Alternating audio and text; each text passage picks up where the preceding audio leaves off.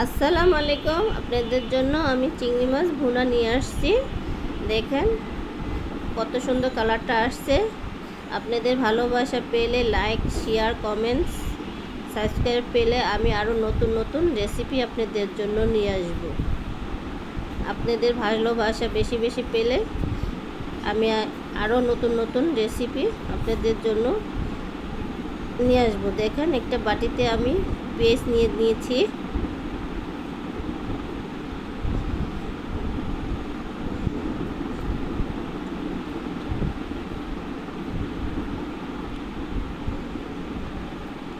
তারপর নিলাম আদা রসুন,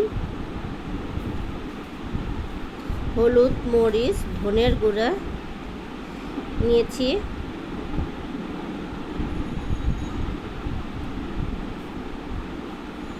একটা কড়াইতে বসাইলাম, কিছু পরিমাণ তেল দিলাম।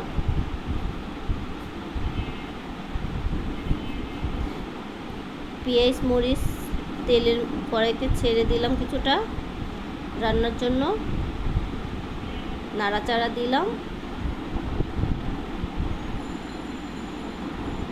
তারপর কিছুটা পরিমাণ লবণ দিয়ে দিয়েছি।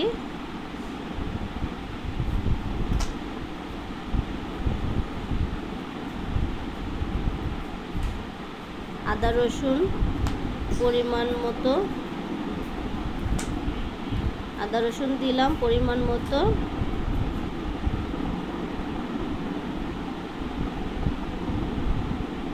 অল্প কিছু টমেটো ছেড়ে দিলাম। তারপরে কিছুক্ষণ কিছু পানি দিলাম নাড়াচাড়ার জন্য, কষানোর জন্য। হলুদ, মরিচ, ধনিয়ার গুঁড়া একত্রে দিলাম। তারপর নাড়াচাড়া দিয়ে কিছুক্ষণ কষিয়ে নিব আমি। রান্নাটা কষানো হয়ে গেছে। চিংড়ি মাছ ছেড়ে দিলাম, 8-10টা চিংড়ি মাছ দিলাম রান্নার জন্য।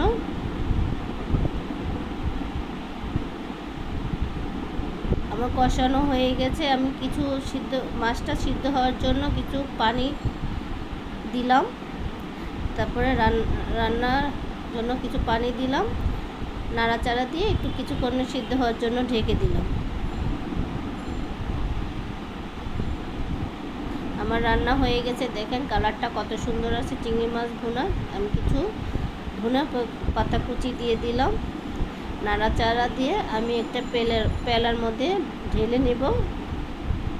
ঢেলে নিয়ে আমি আপনাদের পরিবেশন করে দেখাচ্ছি। দেখেন কত সুন্দর কালারটা আসছে চিংড়ি মাছ। আপনাদের জন্য আপনাদের লাইক, শেয়ার, কমেন্ট পেলে আমি আরও নতুন নতুন রেসিপি নিয়ে আসবো ইনশাআল্লাহ। আপনাদের ভালো লাগলে আমাকে আর বেশি বেশি লাইক শেয়ার করবে। আমি এই পর্যন্ত বিদায় নিচ্ছি। আবার আগামীতে আবার দেখাবো ইনশাআল্লাহ। আসসালামু আলাইকুম।